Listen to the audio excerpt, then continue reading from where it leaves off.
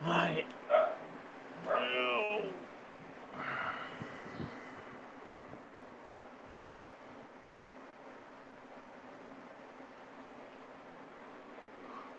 Ah.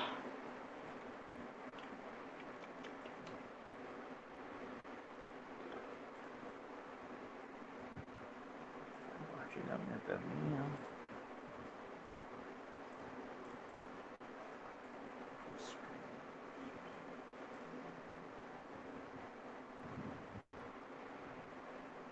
Rosets.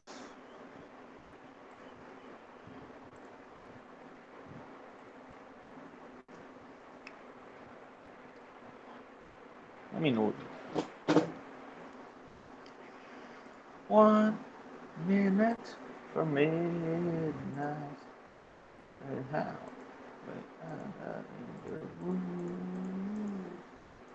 Midnight.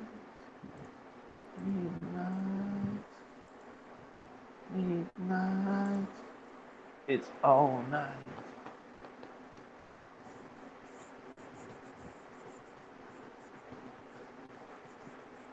Bora lá.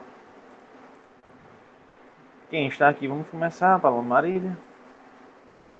Pessoal, boa noite.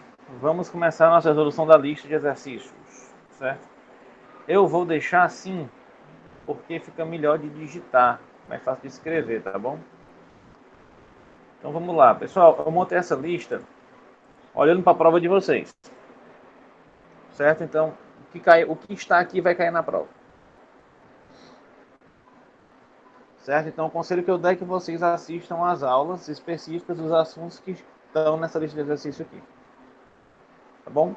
Essas primeiras questões aqui são questões de VF, onde você vai reescrever, se for falsa, você vai reescrever a frase de forma que ela fique correta. Esse tipo de questão ele vai dar um embasamento para vocês bem bacana no seguinte ponto: vocês vão conhecer o problema.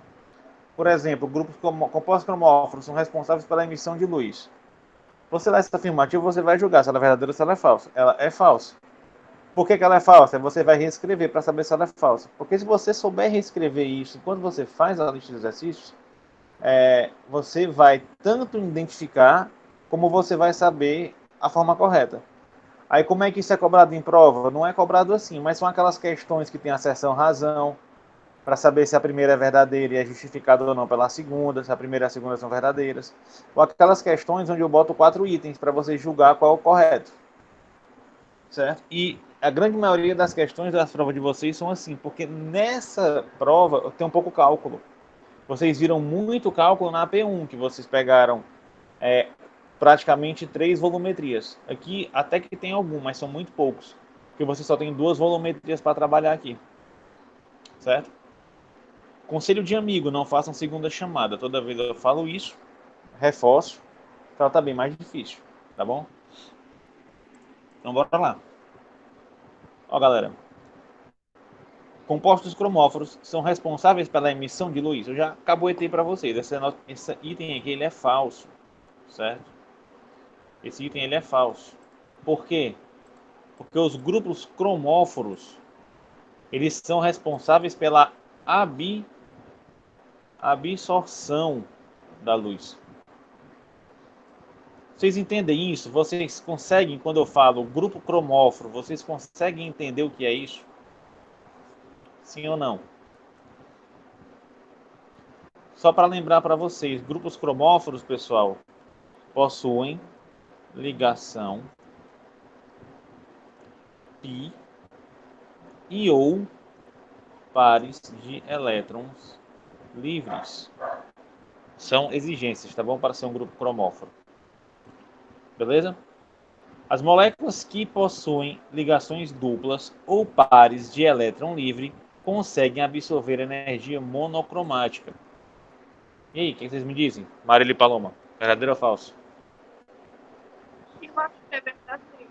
Ele fala aqui que é ligação dupla. E lá no conceito é ligação pi. Mas eu acho que quando tem a dupla já tem uma ligação pi, né? É nesse sentido. Que todo composto que tem uma ligação dupla ou tripla, ele automaticamente tem uma ou duas ligações π. Então você pode pegar quase como sinônimo, ligação π, ligação dupla. Porque não vai existir ligação dupla sigma.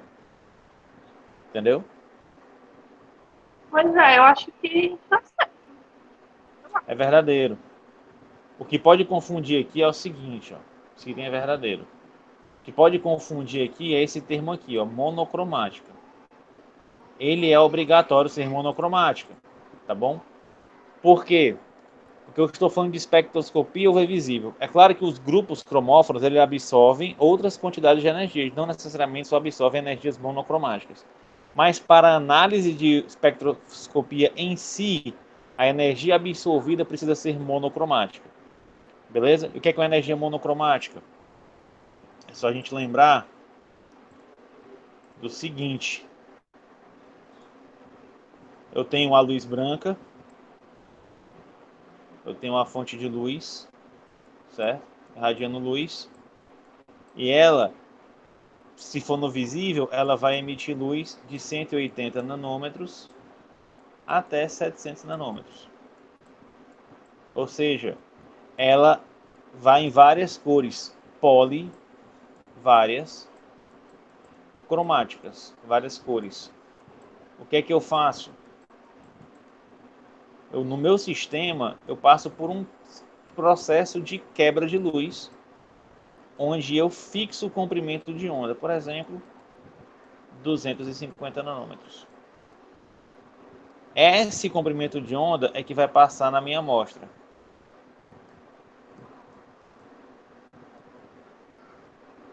Certo? Esse comprimento de onda é que vai passar na minha amostra. Monocromático. Aí tem todo o sistema que eu já expliquei para vocês em aula, que é o monocromador, que é por prisma ou pode ser por rede de difração, beleza?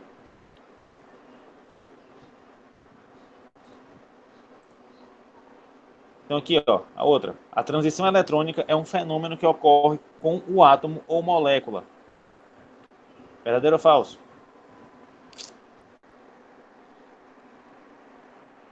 Falei disso na aula com vocês. Falso. Por que é falso, professor? Porque quem faz transição eletrônica é o elétron, tá bom?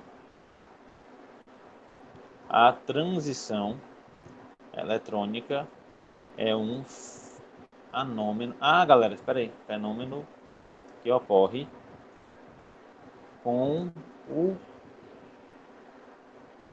elétron.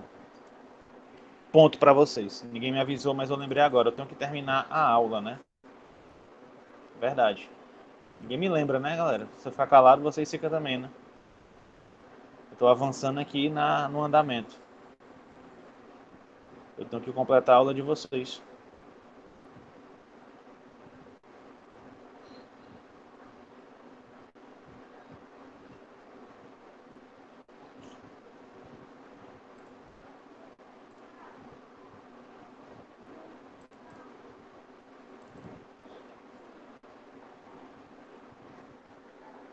Desculpem aí já ter avançado. Eu vou ter que cortar aqui, porque se eu não completar essa aula,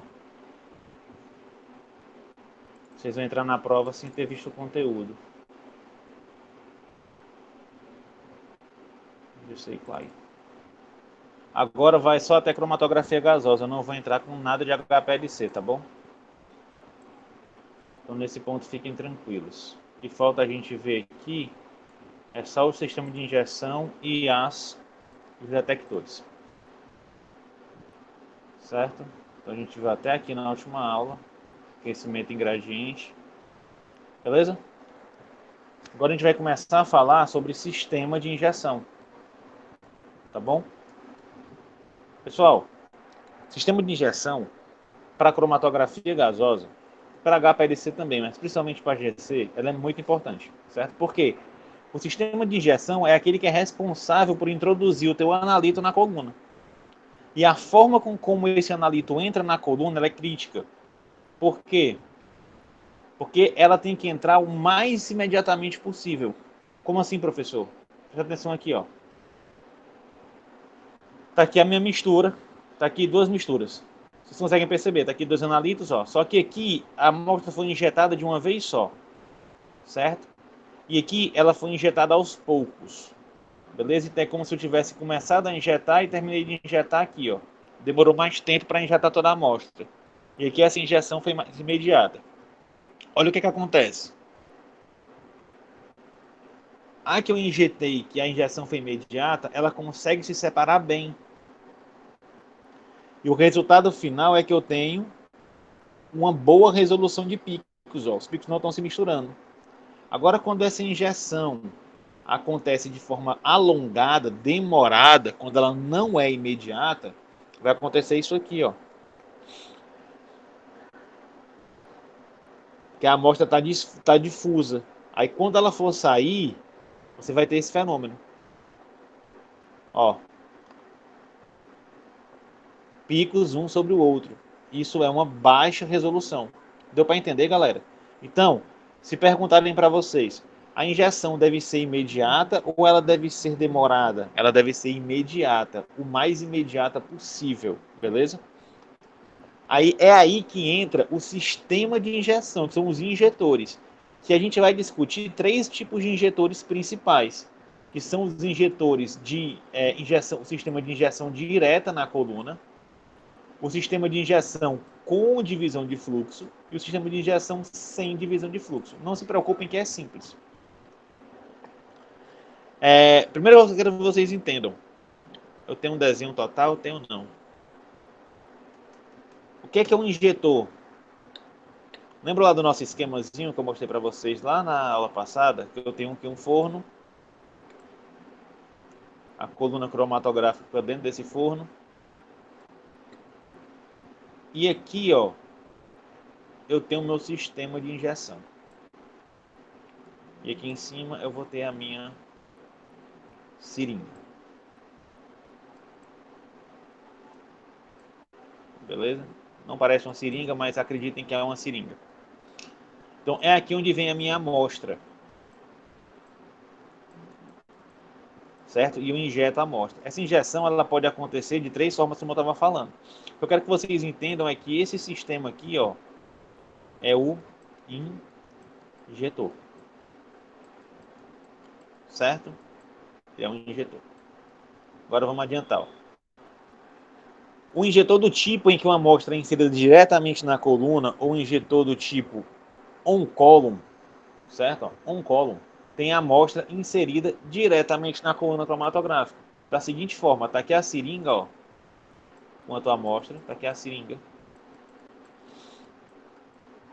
certo? Está aqui a coluna, ó. Está aqui a coluna. Perceba que a seringa está sendo inserida diretamente na coluna, certo? Esse tipo de injeção ele é ideal para amostras termicamente instáveis. Por quê? Porque esses injetores eles são aquecidos.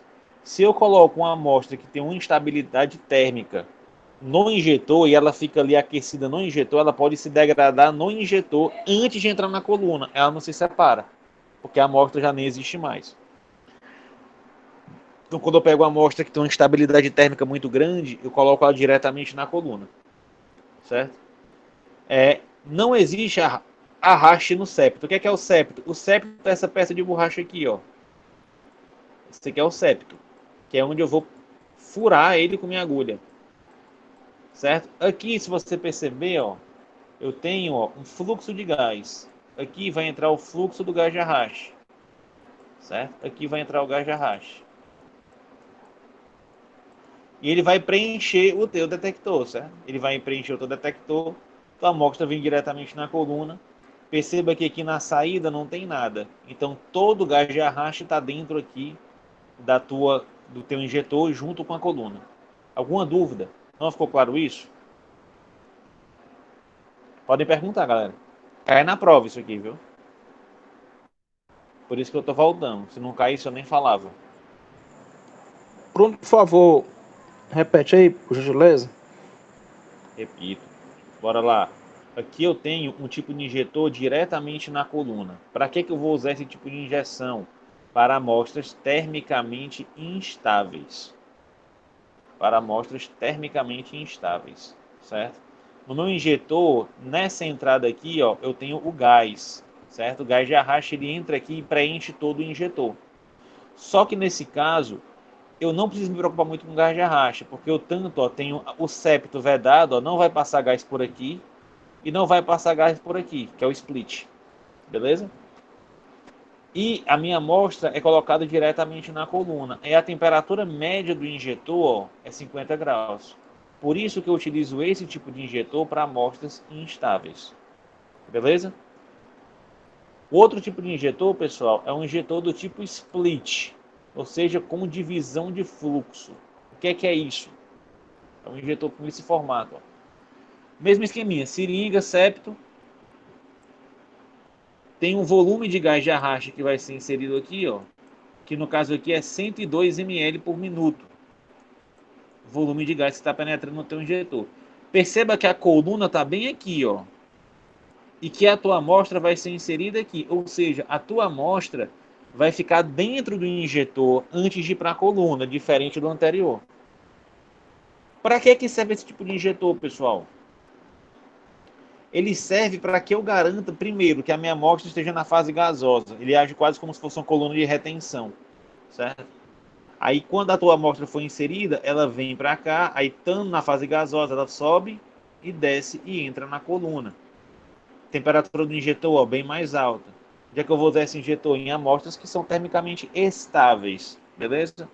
O injetor split, ele acontece o seguinte, ó, você tem aqui 102 entrando no teu injetor e tu tem aqui, ó, na saída do split, uma vazão de saída de 100 ml, ou seja, o que está entrando na tua coluna mesmo é só 1 ml por minuto.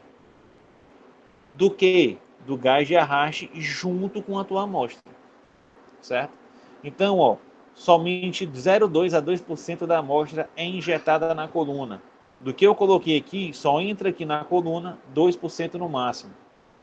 É ideal para amostras concentradas. Você pegou uma amostra ali que está muito concentrada e você injeta ela numa coluna com um sistema de split. Ele dilui a tua amostra na fase móvel e garante que só uma pequena parte da tua amostra penetre na coluna. Beleza? É largamente empregado em métodos de rotina. Em função da pequena quantidade de amostra que penetra na coluna, pode haver problemas de reprodutibilidade, certo? Você não garante, a variação é grande, 0,2 a 2%. Então, o volume que entra realmente na coluna é muito variável, tá bom? Isso dá problemas de reprodutibilidade. Você refazer o teste e dá um resultado diferente do que você teve no começo, do primeiro ensaio. O irmão do injetor de split é o splitless, certo? É o injetor do tipo splitless, que é sem divisão de fluxo. O nome dele é assim, ó, splitless.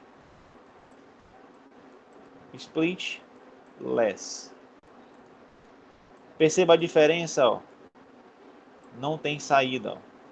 0 ml de saída.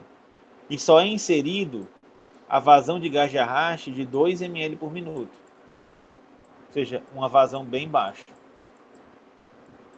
Quais são as vantagens desse método? Eu garanto que a amostra fica retida aqui no meu injetor até que ele vá para a fase vapor. Temperatura mais alta para garantir a fase vapor. Beleza?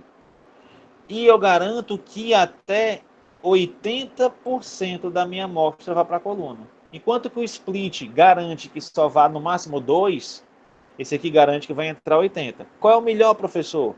Depende da tua amostra. Se a tua amostra for concentrada, tu vai usar um split, porque tu quer que entre pouco na coluna. Mas se a amostra for muito diluída, for traços, aí você vai usar um splitless, com o sistema de split fechado. Por quê? Porque você garante que uma amostra diluída em um solvente de baixo ponto de ebulição consiga penetrar na tua coluna. A temperatura do injetor é relativamente baixa para a evaporação do solvente e entrada imediata da amostra na coluna. Utilizada em amostras muito diluídas, baixa concentração. Alguma dúvida, pessoal? O importante aqui é o seguinte. On-column, diretamente na coluna, amostras termicamente instáveis. Split, amostras concentradas. Splitless, amostras diluídas. Beleza? Por fim, nós temos os detectores. Eu estou sendo um pouquinho rápido porque eu quero fazer a revisão com vocês ainda.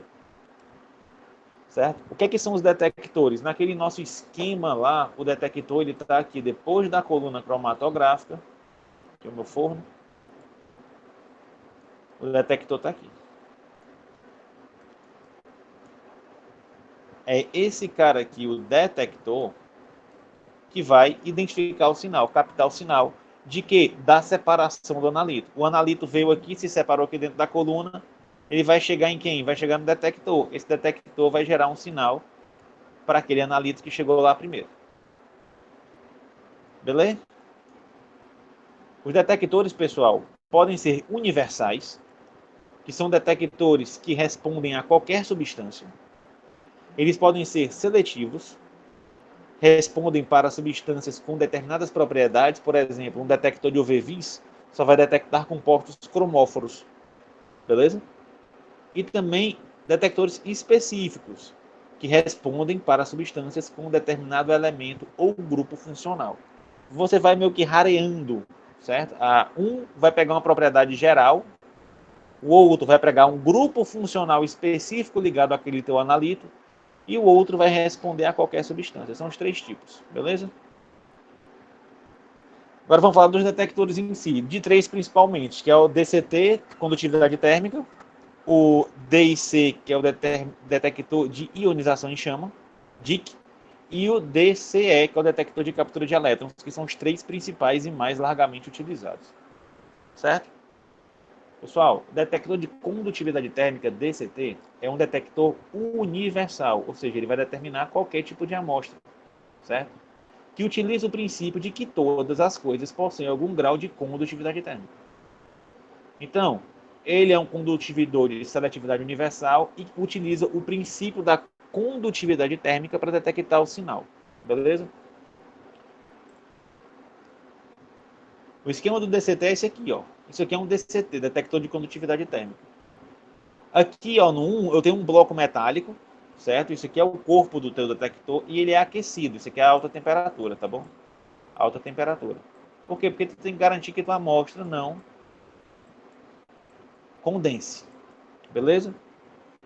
O 2 é esse bloco metálico, ele vai facilitar a homogeneização da temperatura interna do detector. O 2 e o 3, ó, o 2 e o 3 é a entrada e saída do gás de arraste, que para o detector de condutividade térmica, normalmente é o hélio, beleza? Ou seja, o gás de arraste entra por aqui. Deixa eu mudar aqui a cor. Oi. O gás de arraste penetra por aqui, passa por esse fio aqui, certo? E sai por aqui.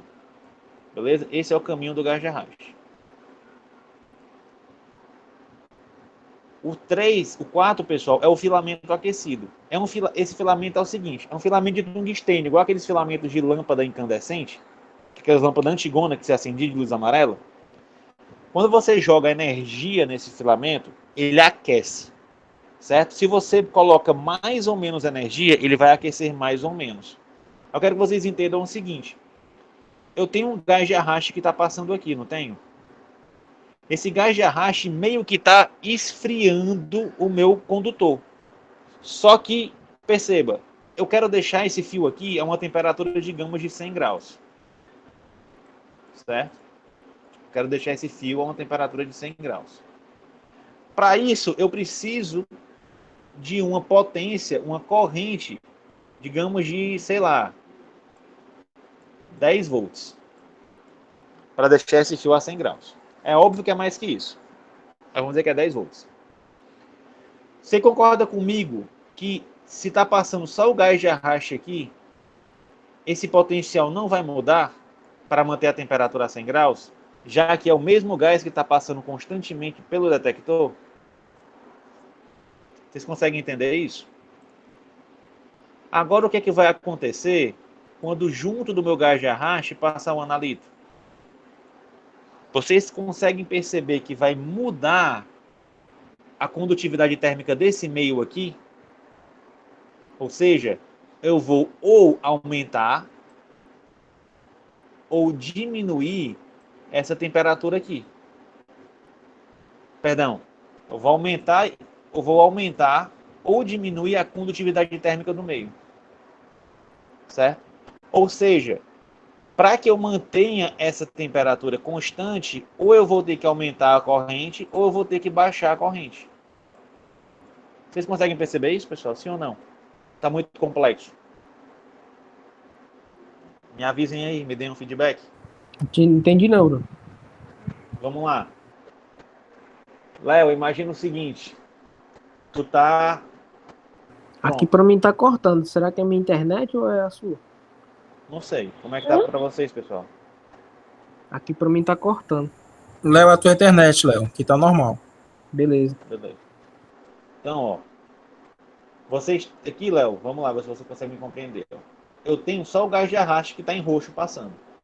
Quando esse gás de arraste está passando aqui, constantemente, tá bom? O gás de arraste não para. Então, essa potência necessária para manter a 100 graus é constante, ela não muda. Agora, quando passa o teu analito, a tua amostra, o que é que vai acontecer, cara? Vai mudar o meio. Se vai mudar o meio, para que a temperatura se mantenha constante, eu tenho que mudar quem? A voltagem. Consegue perceber isso? Sim, por causa do analito, é? Isso, o analito, quando passar pelo meio, ele vai mudar a condutividade térmica do meio. Tanto faz se ele vai aumentar ou se ele vai diminuir, ele vai mudar a condutividade térmica. Certo? Ele vai mudar o meio vai ser alterado. Só que eu preciso manter a temperatura do filamento constante, 100 graus. Como é que eu mantenho constante? Se a minha temperatura do filamento diminui por causa da entrada do analito, eu tenho que aumentar a potência. Concorda comigo? Para que a temperatura suba. Se quando ele passa, a temperatura do meu filamento aumenta, eu tenho que diminuir a potência para que ele esfrie, porque eu quero que ele fique em 100 graus. Então, eu vou fazer uma variação de potência no meu condutor, no meu detector aqui, ó,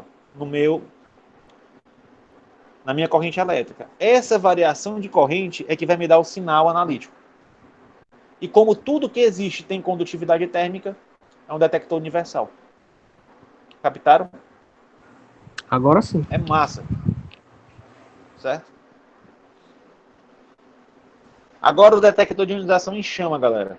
Ele é um detector seletivo, certo?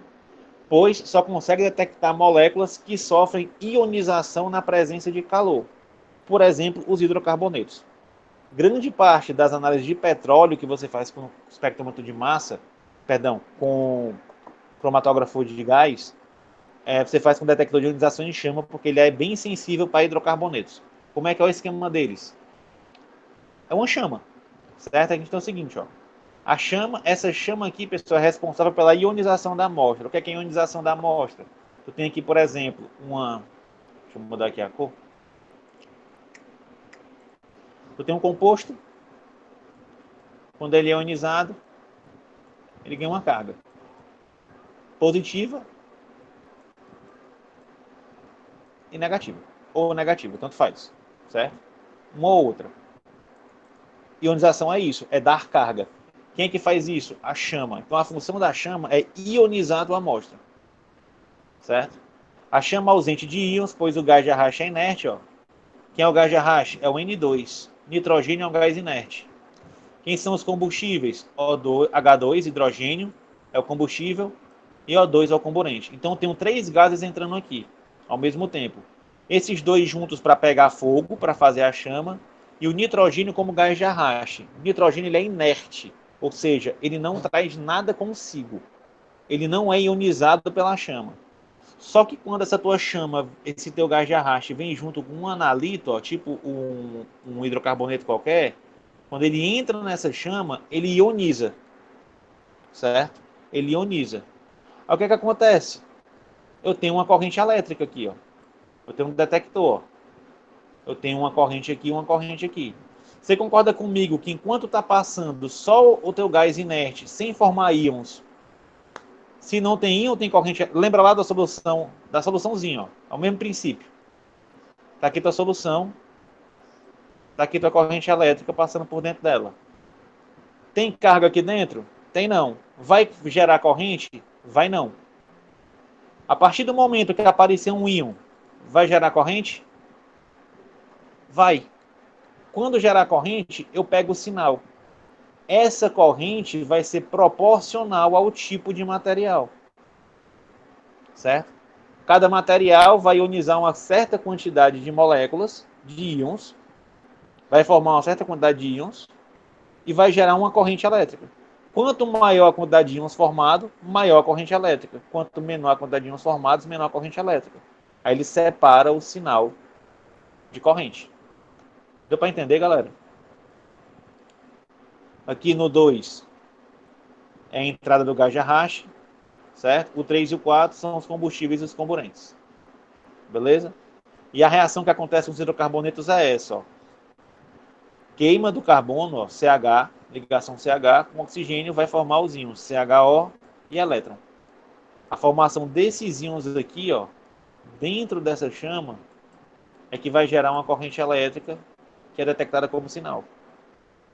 Diferente da condutividade térmica, que qualquer amostra existente, ela vai mudar a condutividade térmica do meio, aqui na ionização em chama, você precisa que a amostra ionize. Se você passa um analito aqui, que não vira íon quando em contato com a chama, não detecta nada. Beleza? Alguém não entendeu algum ponto aqui? Vamos passar para o último.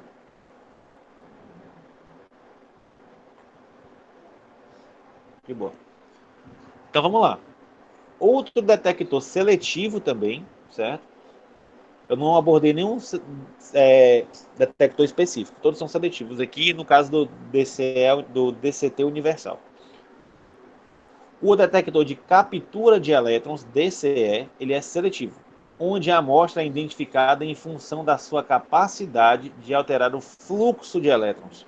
Então, se você tem um analito que tem a capacidade de atrair elétrons, analitos eletronegativos, essa é a especificidade dele, ele vai capturar parte dos elétrons e vai mudar o fluxo de elétrons. Vamos entender isso. O esquema do DCE é esse aqui, ó. Você tem um anodo, carga negativa, e um catodo, carga positiva. E você tem um meio. O que acontece normalmente? Você tem uma passagem constante de partículas, aqui no caso, pessoal, são partículas até radioativas, são partículas beta, certo? São partículas beta que fica passando aqui, ó, do negativo para o positivo, constantemente. São partículas radioativas que se deslocam do anodo para o catodo de forma constante. Ou seja, se é constante, o potencial não muda. Você consegue entender isso? Isso aqui está acontecendo constantemente. Ou seja, essa razão I não muda. A corrente é constante. Agora é o seguinte. Imagina que eu passei aqui um átomo de flúor. Flúor. F2. Estou passando flúor no meio.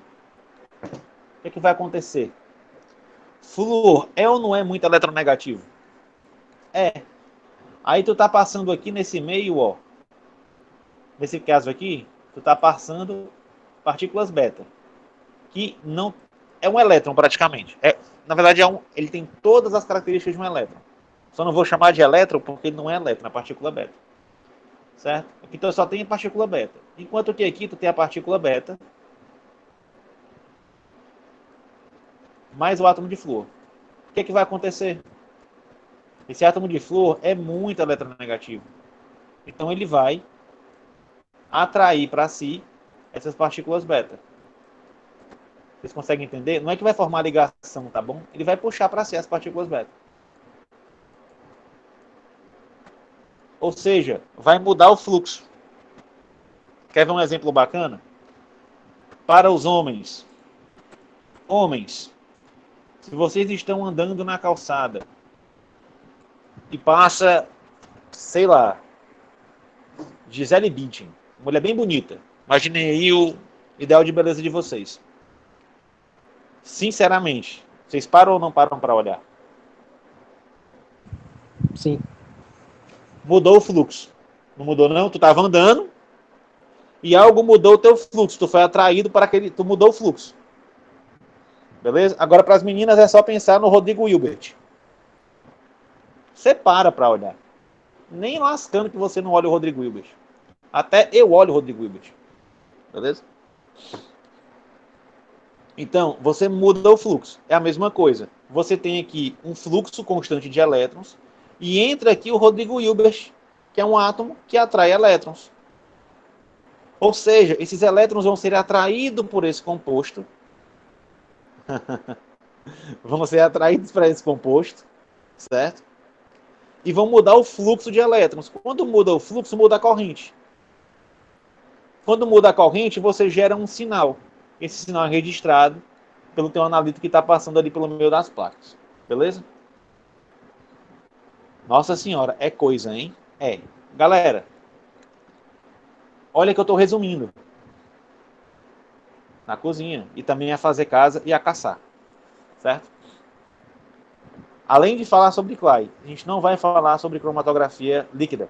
Eu vou deixar para falar isso aqui para vocês em outra disciplina, controle de qualidade.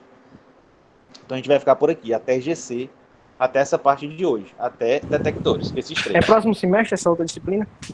Sabe dizer? Cara, eu não sei, Léo, sinceramente. Eu peguei ela semestre passado, então eu não tenho muita noção, não. Eu peguei ela assim semestre. E como é uma turma da manhã, essa turma da manhã é toda quebrada. É meio que os remendos que estão juntando ali para formar o pessoal da manhã. Mas vocês vão pegar ela é obrigatória, tá bom? Então eu sei que vocês vão pegar. Eu só não sei, eu acho que é no 7º semestre. Se vocês forem do 7º, talvez seja ofertado. Eu vou pro 7º. Eu, uma Rita, né? Pessoal. Eu não sei, talvez seja. Se for, show. Eu já tenho ela toda prontinha. E vocês vão ver isso. E provavelmente, espero eu, que nós tenhamos mais aulas para ver isso. Eu consigo abordar até com mais calma. A gente vai rever gasosa, vai rever HPLC, beleza? Que aqui é meio que resumão. Tá bom? Então a gente vai ver coluna, todos os detalhezinhos da coluna. Certo, pessoal? Então ficou gravado aí essa finalização para vocês.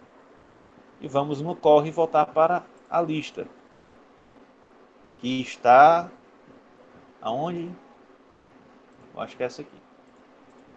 É essa aqui mesmo. Pronto, voltamos para a lista. Mudando de assunto. Certo? Aqui já está ainda falando de UV-Visa. Excitação eletrônica, a passagem, pronto. Aqui a gente parou aqui, ó. A transição eletrônica é um fenômeno que ocorre com um átomo ou molécula. Falso. Certo? Transição eletrônica é um fenômeno que acontece com o elétron. Vamos entender isso rapidinho aqui, galera. Vamos entender isso rapidinho aqui. Deixa eu sair daqui. Quero abrir essa. Shift. Ah, eu mantive, foi? Oh, delícia.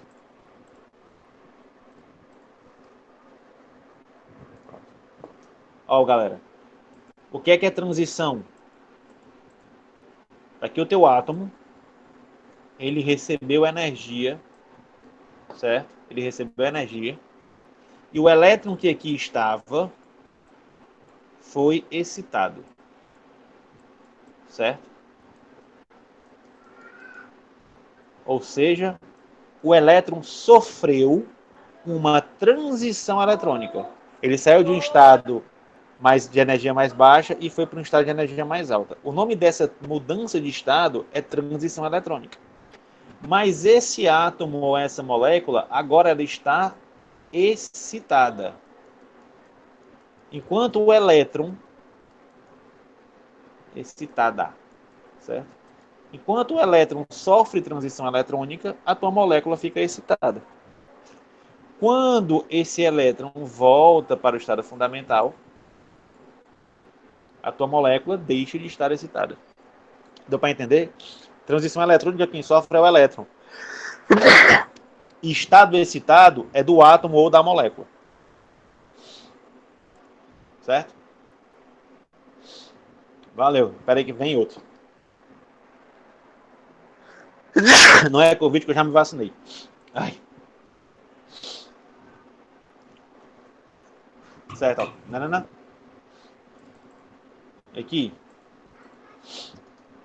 A excitação eletrônica é a passagem de um elétron do estado fundamental ao estado excitado. Já respondi para vocês, né? Falso também.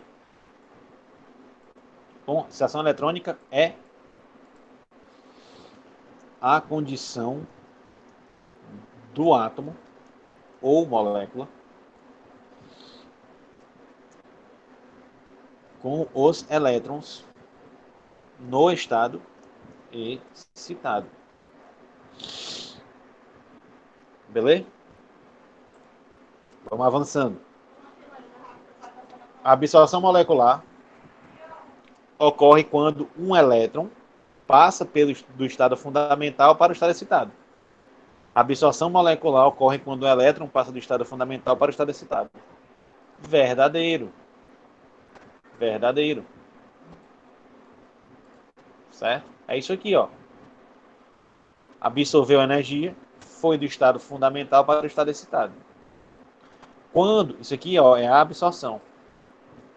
Quando ele volta do excitado para o fundamental, é a emissão.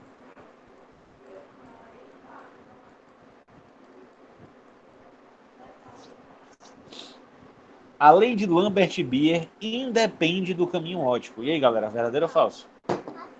Obrigado, amor. Falso. Falso. A lei de Lambert-Beer, só trocar aqui, ó. Depende do caminho óptico. Por que ela depende do caminho óptico? Por causa do seguinte. Aqui é a tua amostra. Digamos que ela tem que passar por aqui, ou que ela tem que passar por aqui. Aonde que ela vai ter mais contato com outras amostras? Nesse espaço ou nesse espaço? Meio óbvio que ela vai ter mais contato com grupos cromóforos aqui, né? Quanto mais grupos cromóforos, maior a absorção. Por isso que a absorção depende do caminho óptico, tá bom? A quantificação de uma amostra por UV-Vis é determinada sem a necessidade de padrões de referência. E aí, galera, verdadeiro ou falso?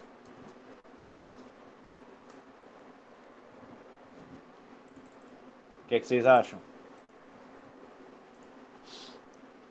Eu acho É que é falsa. Por quê? Porque é determinada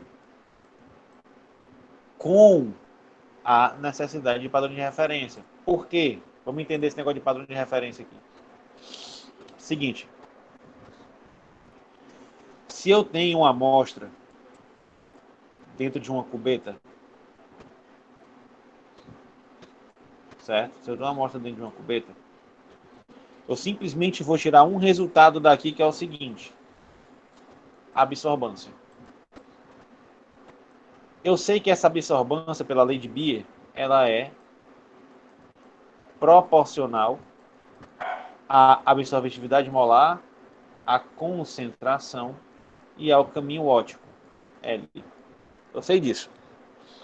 Só que é o seguinte, só o fato de eu saber a absorbância não me permite calcular a concentração. Por quê? Por causa que não dá para calcular, não é estatisticamente correto. O que é feito, então? É utilizado padrões de referência. Por exemplo, vou colocar aqui uma amostra X, de concentração X, é um padrão X. Ela vai me dar uma banda de absorbância. Eu coloco ela com 2 vezes a concentração, X vezes 2. Ela vai dobrar a minha concentração. Agora eu boto ela com 3 vezes a concentração. Ela vai triplicar a minha absorbância. 4 vezes, ela vai quadruplicar a minha absorbância. Ou seja, existe uma proporcionalidade. À medida que a minha concentração aumenta, a minha absorbância aumenta. Isso vai dar uma reta. Certo? E essa reta vira uma equação de reta.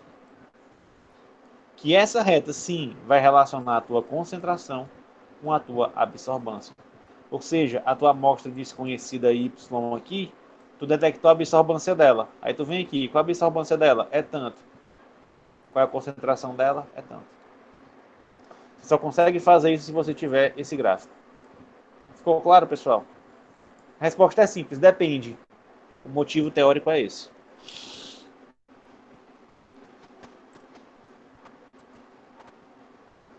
Certo? Quando os analitos apresentam pontos de ebulição próximos, é recomendada a separação de forma programada. Mas ela é normal e molar. Sim, a absorvetividade pode ser absorvetividade molar que é o epsilon, ela pode ser a absorvibilidade normal, que é o A. A grande diferença aí, Rita, é simplesmente a unidade de medida que você está usando. Só isso. Depende do que a questão te dá. Mas eu vou respondendo, não tem nenhuma questão de cálculo de absorbância para vocês. Não tem, é só teoria. Eu não cobrei cálculo. Certo? Então nem se preocupem em estudar cálculo. Estude cálculo de volumetria, oxirredução e complexação. Mas de UV-Vis não tem. Certo? Quantos analitos apresentam pontos de ebulição próximos, é recomendada a separação de forma programada. Falso. Quando os analitos têm pontos de ebulição próximos, é recomendada de forma isotérmica. Certo? Recomenda-se a aquecimento isotérmico. Por quê? Vamos entender isso aqui.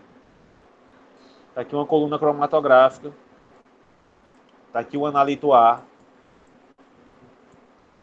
Está aqui o analito B. Digamos que esse analito A evapore a 100 graus. E esse analito B evapore a 150 graus. Se eu aquecer essa coluna a 170 graus, eu garanto que os dois estão aonde? Estão no estado vapor.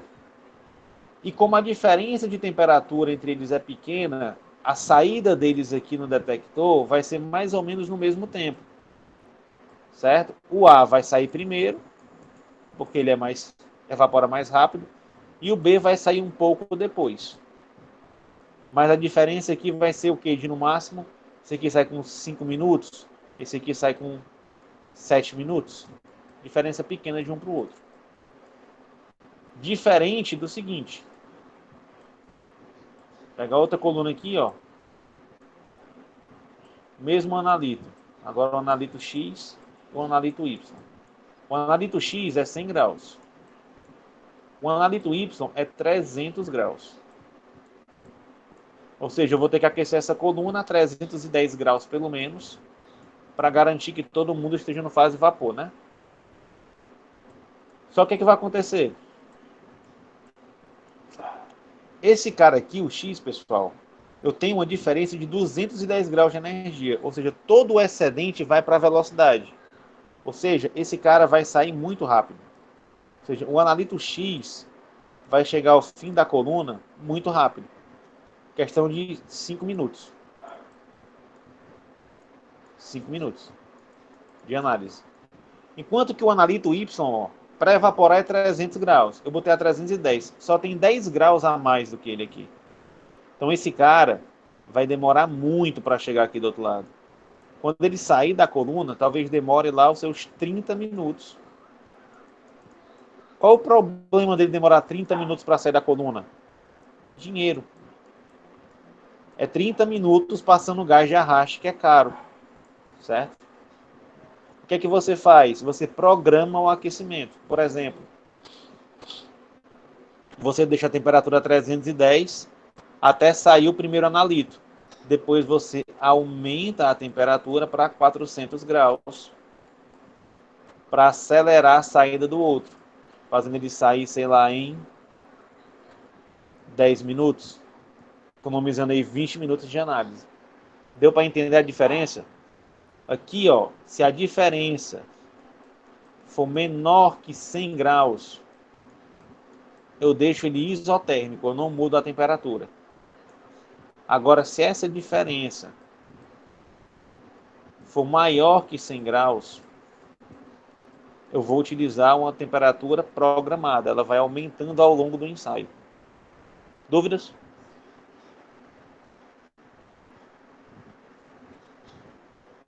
Tranquilo, pessoal? Bruno, coloca só lá na frase que tu corrigiu. Como é? Fala como foi a frase que tu corrigiu, no final. Tá bom. Quando os analitos apresentam pontos de ebulição próximos, menor que 100 de diferença, é recomendada a separação de forma isotérmica, mesma temperatura durante todo o ensaio. Certo? Ensaio isotérmico. Quando essa variação é maior que 100 graus, eu faço uma temperatura em gradiente, ou uma temperatura programada. Eu mudo a temperatura ao longo do ensaio. certo? Tipo, foi de 300 para 400, é como se eu tivesse aumentado a temperatura.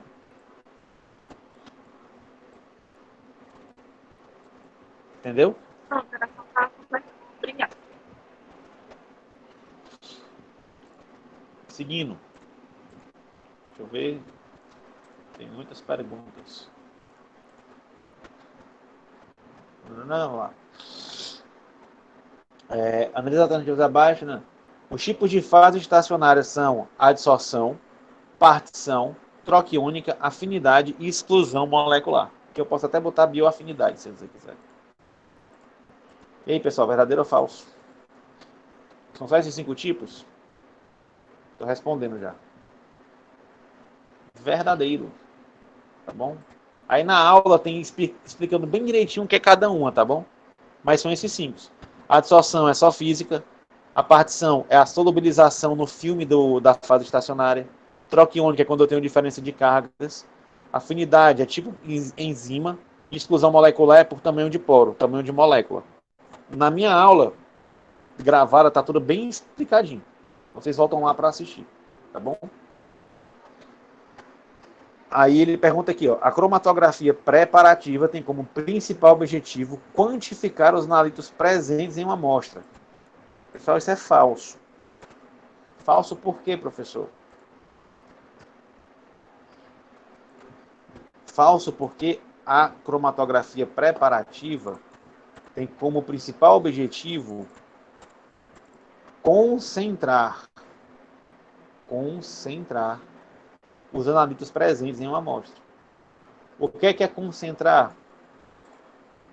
É você aumentar a quantidade. Por exemplo, você tem uma planta que o seu metabólito secundário mais importante é o que é produzido em menor quantidade pela planta. Como é que você faz para obter uma quantidade significativa desse metabólito secundário? Você concentra, você faz uma separação por cromatografia e você vai pegando aquela parte do analito que você quer e você vai separando. Ah, peguei mais 1 ml dele, peguei mais 1 ml. Você faz isso 10 vezes, você tem 10 ml do teu analito. Tu está concentrando o teu analito. Deu para entender? O que é cromatografia preparativa?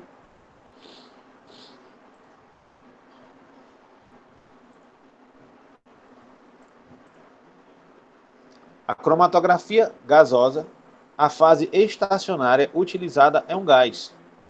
Verdadeiro ou falso? Falso, acho que é a fase móvel, né? Exato. A fase móvel é um gás. Fase estacionária pode ser qualquer uma, pode ser um líquido, pode ser um sólido, mas a fase móvel é um gás. Quem define o tipo de cromatografia é a fase móvel. Líquida, a fase móvel é um líquido. Gasosa, a fase móvel é um gás. Supercrítica, a fase móvel é um fluido supercrítico. A cromatografia gasosa é excelente para separar amostras termicamente instáveis. Falso também, pessoal. Termicamente estáveis. As cromatografias gasosas têm por característica separar as coisas por temperatura. Certo? Eu aqueço para levar todo mundo para o estado gasoso, para depois, por diferença de ponto de ebulição, o principal motivo da separação é essa, eu separar minha molécula. Que o que tem o menor ponto de ebulição vai sair primeiro da coluna do que tem o maior ponto de ebulição. Certo? Então, eu preciso que a minha amostra resista à temperatura, senão eu vou botar ela no meu sistema de cromatografia, ela vai se degradar. Então ela tem que ser termicamente estável, ela não se degrade com temperatura. Problema para os medicamentos, a grande maioria são termicamente instáveis. Por isso que se usa, mas se usa pouco GC, cromatografia gasosa, para análise de fármacos. É mais utilizado o HPLC. Dúvidas?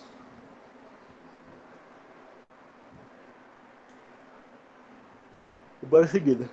Vamos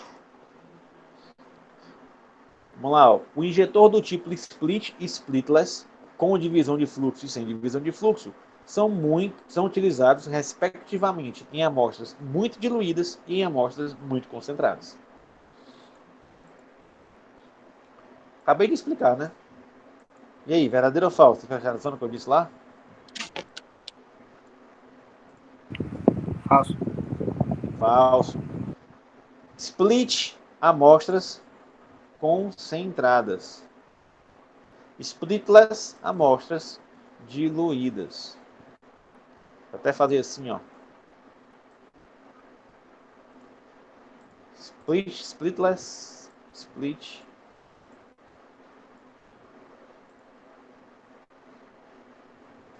Professor, essa Oi. a HPLC ela serve para medir também, como é que fala? O tempo de meia-vida do medicamento também, né? Não. Que ele extrai do meio HPLC plasmático. não. Assim, ele não pega. Ele serve para fazer uma medição também no medicamento. Acho que. Pronto, eliminação, por exemplo, do medicamento. Vamos lá. Você usa o HPLC para identificar. Por exemplo, você pega um sumário de urina. Certo. Aí você sabe que o teu medicamento ele é liberado na urina. Aí tu quer saber se o corpo está livre do. Pronto, vamos lá, vamos para a droga. Eu quero Isso. identificar a droga na urina da pessoa. Certo? Isso. Aí eu pego a urina e passo na HPLC. Aí ela vai separar e o detector vai botar lá, cocaína. Identificou na urina, então tem na urina. Aí eu passo lá, 2 meses internado numa clínica. Quando tu fizer de novo o exame de urina, tu vai passar no HPLC e não vai pegar mais a cocaína. Tu mostrou que não tem mais cocaína. Certo? Tá. Ela serve para identificar os princípios ativos dentro do Isso. A cromatografia, Rita, a principal meio função plasmático, né? Isso. A ideia é a seguinte, a cromatografia ela separa. A cromatografia em si. Por causa da... A cromatografia em si ela só separa os analistas. Agora, o sistema cromatográfico, a técnica cromatográfica, ela inclui um monte de coisa. Desde a separação que ocorre na coluna, até os detectores, que vão identificar e quantificar. Entendeu? Sim, entendi agora. Sim. Aí, ó. Detectores de condutividade térmica. Detector de condutividade térmica é específico para amostras pouco condutoras termicamente. Bom, acabei de falar também. Isso aqui está fácil. Falso. Detector de condutividade térmica é um detector universal. Não importa se o analito é muito termicamente. Se ele é um bom condutor térmico, se ele é um mau condutor térmico, o que importa é que vai alterar o meio da condutância. Aí vai gerar um sinal analítico.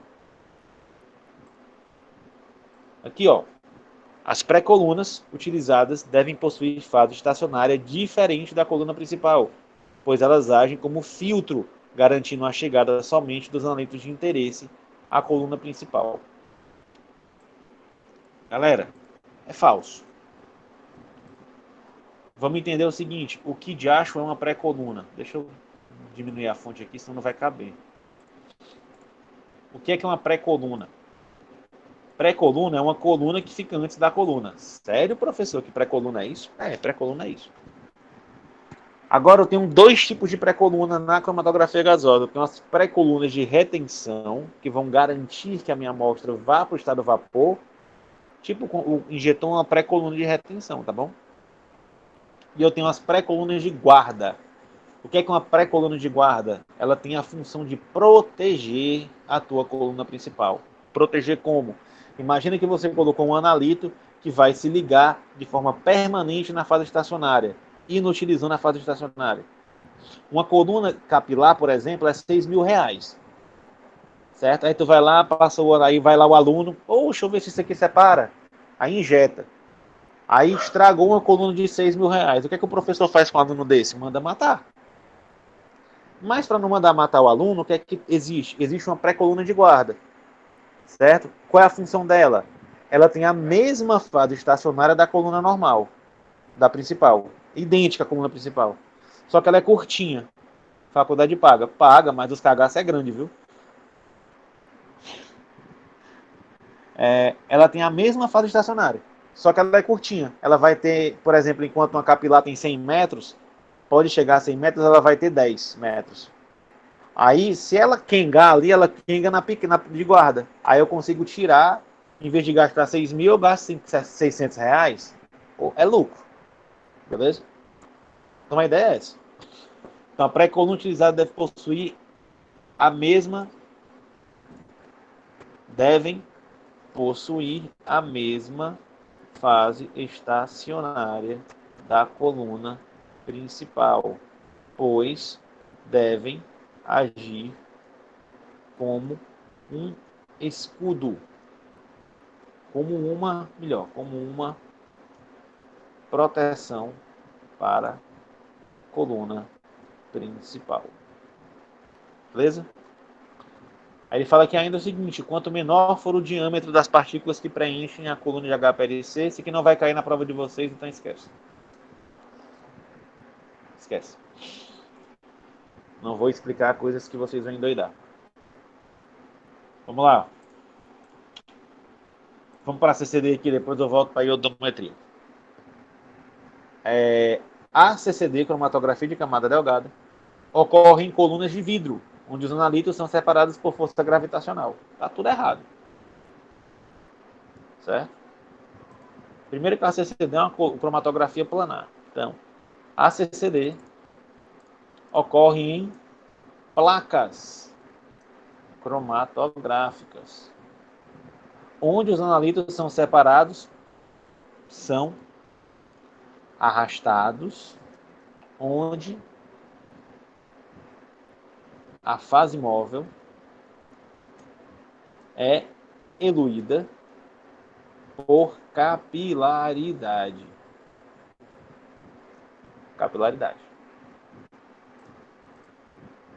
Alguma dúvida aqui, pessoal? Algum termo que vocês não estão entendendo? Não me perguntem o que é CCD. Qualquer outra pergunta tá valendo. Você perguntar o que é CCD uma época dessa, aí doidei. Beleza? Olha aí, ó. Vamos para a próxima. A CCD que utiliza as fases estacionárias polares. A CCD que utiliza as fases estacionárias polares, sílica ou alumina, utilizam a separação por partição para reter o analito, enquanto que a fase estacionária sílica C18 utiliza o processo de adsorção. Não sei se vocês estudaram, cara, antes de vir para cá para minha aula, mas isso é falso, tá bom? É falso. Why é falso, professor? Porque a sílica e a alumina são fases estacionárias polares, e as fases estacionárias polares, elas atuam por... O que é CCD? Cromatografia de camada delgada. Professor, o que é cromatografia de camada delgada? YouTube, Química de Cor, aula CCD-CC. Você vê lá. Certo? Eu sei, Ravena, eu tô brincando também. Eu vi a carinha sorrada. Vamos lá, ó. Nanana. Fases estacionárias polares vão fazer a separação por adsorção.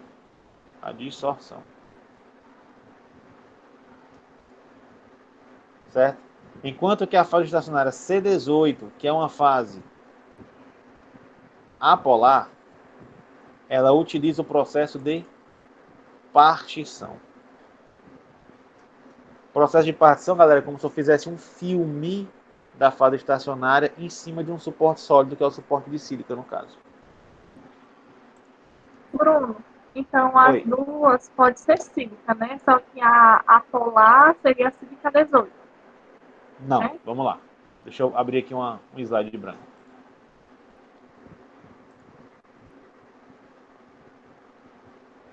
Seguinte. O que é que seria uma placa? Imagina aqui que isso aqui é uma placa, certo? Se a placa é de sílica, tu tem aqui a sílica na superfície da placa. Sílica é um sólidozinho. Fazer assim, ó. Beleza? E o teu analito vai ficar retido por adsorção aqui, ó. Na superfície da sílica. Não tem interação química, é interação física. Adsorção. Isso aqui seria sílica ou alumínio. Fase polar. Polar, adsorção. Beleza? Agora, o que é a C18? C18 é o seguinte. Está aqui a tua placa. Está aqui os teus átomos de sílica.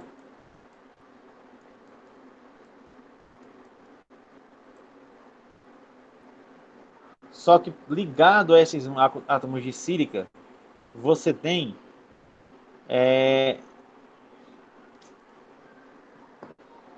grupos hidrocarbonetos com 18 átomos de carbono, C18.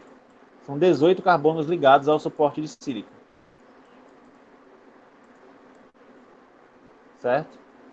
Ou seja, Paloma, aqui, ó, a sílica é a fase estacionária.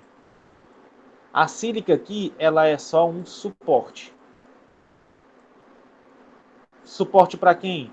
Para a fase estacionária real, que é o C18. Que é uma fase estacionária apolar. Aí aqui, ó, é como se fizesse um filme. É como se isso aqui fosse um líquido. Uma solução onde o teu analito vai ficar retido. Deu para entender a diferença?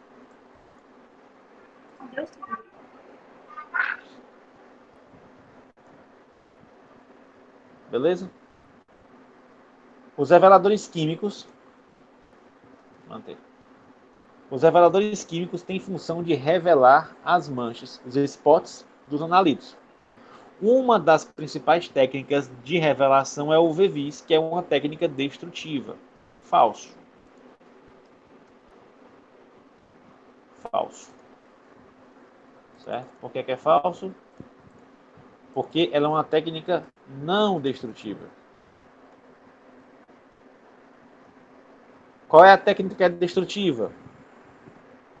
Reveladores químicos são destrutivos. Ou seja, a molécula não pode ser reaproveitada. O VVIS, eu vou só jogar uma radiação V e ela vai brilhar, por algum motivo. Aí ela é não destrutiva, porque quando eu tirar a radiação V, a molécula está do mesmo jeito ainda. Enquanto que um revelador químico é um spray, eu vou pulverizar na minha placa, vai ter uma reação química que vai fazer gerar uma cor, mudar de cor, mas essa reação química destrói o meu analito. Porque como teve uma reação, ele não é mais o mesmo. Então não tenho como mais analisar aquele analito de outra forma. Eu só revelei na placa. Beleza? Aí, galera, eu tenho aqui, ó, 4 questões de volumetria. E eu tenho as questões de infravermelho. Vocês preferem que eu resolva quais? Não vai dar tempo de fazer as duas. Infravermelho ou volumetria?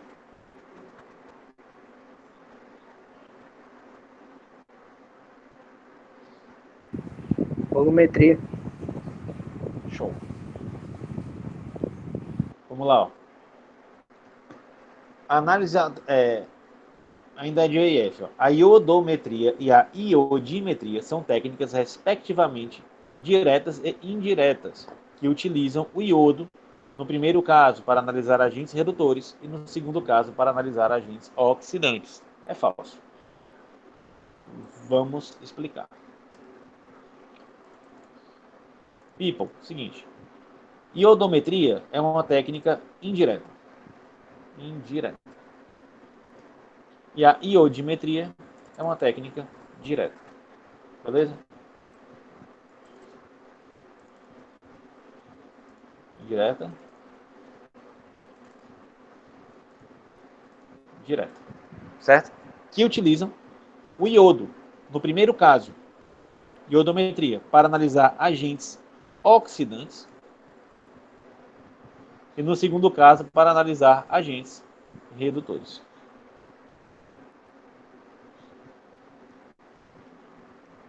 Certo?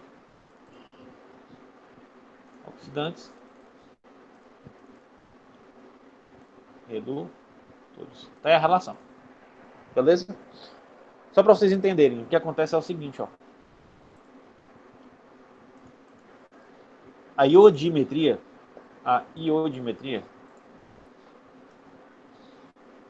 a iodimetria, é um método direto, né? Então eu tenho, ó, meu Erlenmeyer, minha bureta, e na bureta eu tenho iodo, I2. Esse iodo, quando cair aqui, vai sofrer essa reação, ó, I2, formando isso. O que é que está acontecendo aqui, ó? Foi de 0 para -1 NOx.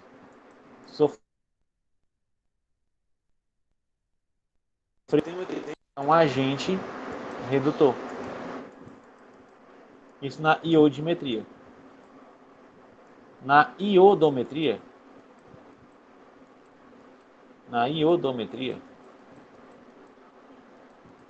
é um método indireto. Então o que é que eu tenho aqui? Eu tenho um analito, eu jogo um excesso de Ki, e isso aqui vai formar iodo, que depois vai ser titulado. Certo? Depois esse iodo vai ser titulado. Beleza? Se eu não me engano, com KSCN, tiocianato. Certo? Presta atenção aqui, ó. O que eu tenho aqui é Ki. Então a reação que está tendo aqui, ó, do analito com Ki é essa, ó. I menos formando I2. De -1 o NOx para 0. Estou tendo uma oxidação. Se é oxidação, esse A aqui ele deve ser um agente oxidante. Beleza? Essa é a teoria.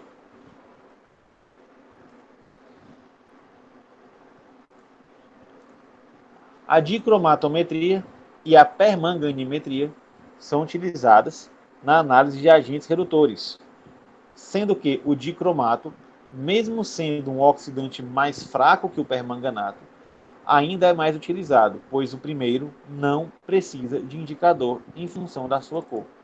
É falsa também. Agora ela é falsa por um motivo mais simples. É um jogo de palavras aqui, ó. Ele fala aqui, ó, o primeiro. Quem é o primeiro? Quem é o primeiro? A dicromatometria. O primeiro é a dicromatometria. Isso quer dizer o quê, ó? Que ele está dizendo que o primeiro não precisa de indicador em função da sua cor. Falso. Certo? Falso. Eu posso só trocar isso aqui, pois o segundo... Vamos reescrever isso aqui tudinho logo. Dicromatometria são utilizados nas redutores, sendo que o dicromato, mesmo sendo um oxidante mais fraco que o permanganato, ainda é mais utilizado. Isso aqui está errado. Mais fraco que o permanganato, é muito utilizado por ser um reagente padrão primário, enquanto que a vantagem do permanganato é não precisar de indicador em função da sua cor. Beleza? Vamos aqui para as completes. Tem 3 completes aqui. Complete o texto abaixo. Oi. Posso repetir? Não entendi, Paloma. Tem só 2 de completar, porque só tem das 3, 2 são repetidas. Não, tem 3, ó. 1, 2, 3. A quarta que é repetida. Bola lá. Complete o texto abaixo. A volumetria de complexação é baseada complexos, na interação entre metais e ligantes, certo?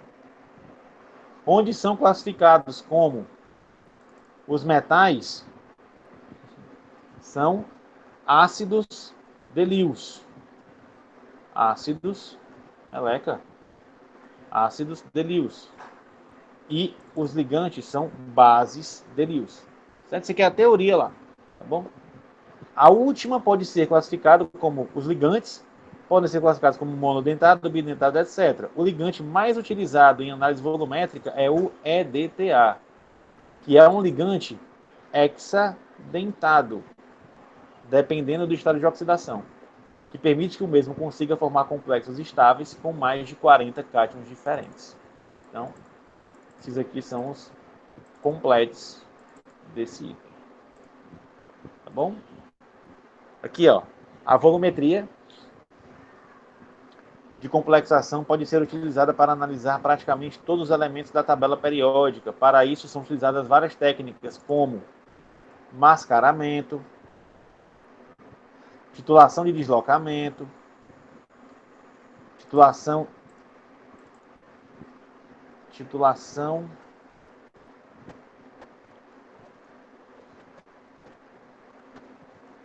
meleca direta e titulação indireta. A primeira técnica tem como função proteger e isolar um cátion para que ele não interfira na titulação do outro cátion na mesma solução, enquanto que a segunda utiliza um complexo magnésio-DTA e é utilizada quando não há indicadores para aquele analítico. Dessa forma, uma amostra de 30 ml de água foi encaminhada para o laboratório. A mesma foi titulada com 15 ml de solução padrão de DTA. O meu foi alcalinizado, pois o indicador eriocromoter só pode ser o negro. O indicador negro de eriocromo T só pode ser aplicado em meio alcalino. No ponto final, a solução se torna azul escura. A concentração de CaCO3 foi de... Vamos lá, ele pede um cálculo aqui. Certo? Ele pede um cálculo aqui. Vamos fazer esse cálculo.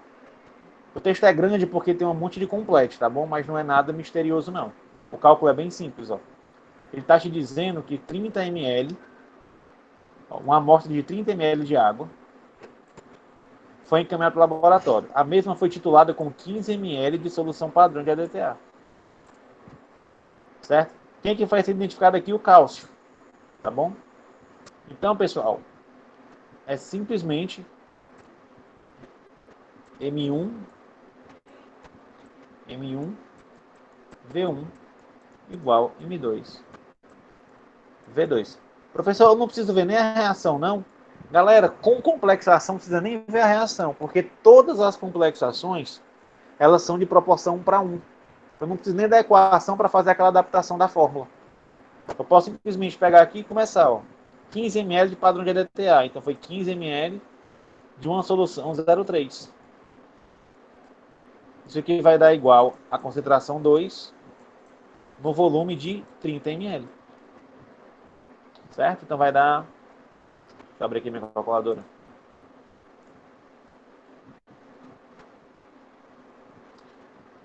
Zero 0,3 vezes 15 dividido por 30. 0,15.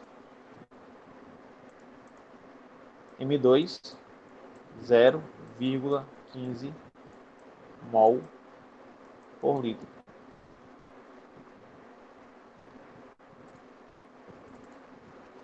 Zero 0,15 mol por litro. Beleza, pessoal.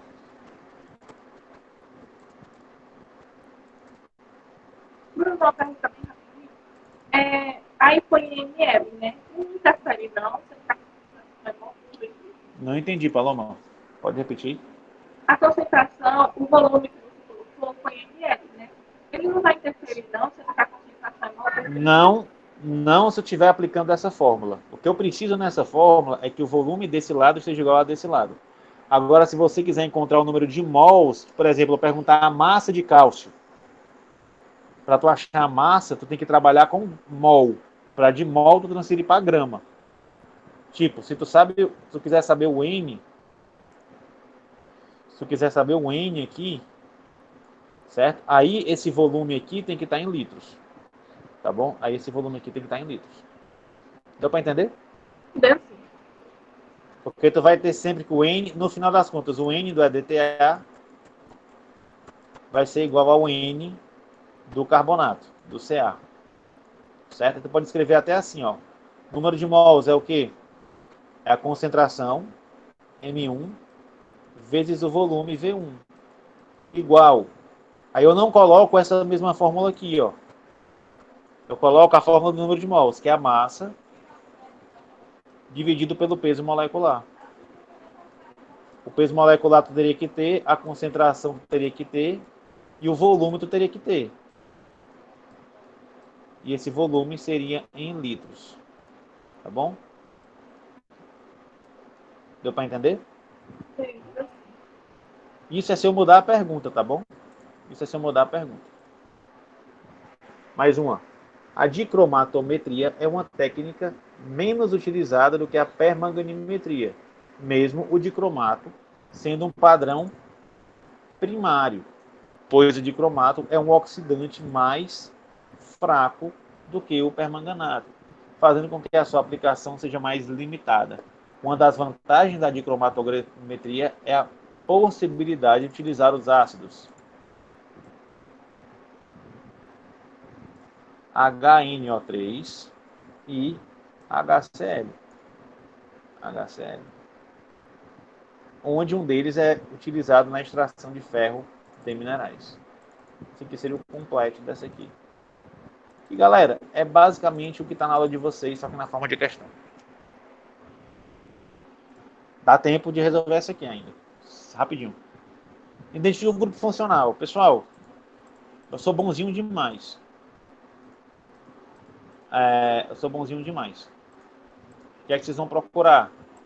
Vocês vão procurar sempre, primeiro, olhar se tem carbonila. Que é esse grupo aqui, ó. Que é esse grupo aqui, ó. Que está nessa região aqui de 1700, mais ou menos. Se teve esse grupo, tu vai ter isso aqui, ó. Na prova de vocês é que é um parecido com esse, tá bom? Vou logo adiantando. Vocês vão ter esse grupo aqui. O que é que vocês vão ter que descobrir? Quem é que está ligado aqui, ó? Quem é esse X?